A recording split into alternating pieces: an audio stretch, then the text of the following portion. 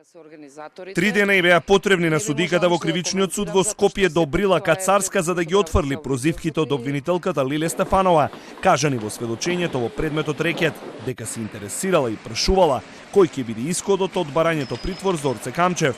Кацарска изненадена од споменувањето на нејзиното име, бидејќи тој ден била на работа во судот од сабајле до вечер.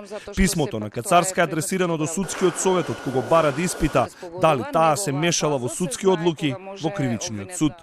Бев згрозена од ваквата изјава, односно од незиното сведочење со оглед дека се работи за целосна невистина, бидејќи во ниту еден момент не само што незе не су ми се јавила, а најмалку пак су ми вршала притисок, туку апсолутно неточно е дека су ми пуштила некој незин колега обвинител.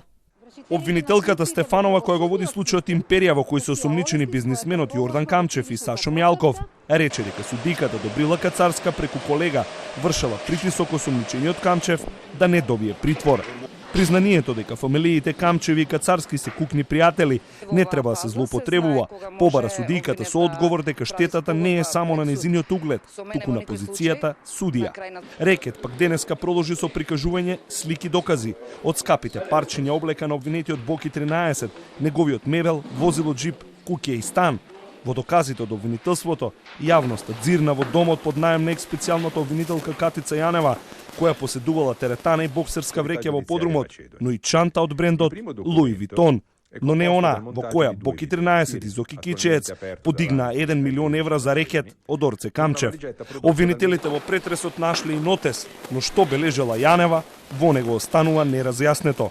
Па како што видовте во нашата реакција дека и ние тие докази ги немаме, ги побаравме. Тек треба да видиме зашто се работи содржината, да. Пропуштило да не ги даде. Ние немаме причина да тврдиме нешто што не е така, затоа што тоа што ни е дадено е снимено на USB и се гледа дека е тоа така. Веројатно е пропуск кој што сега судот ќе го исправи. Ќе видиме за што се работи. Прво, од кого се пишувани, дали се некои белешки за своја употреба и така.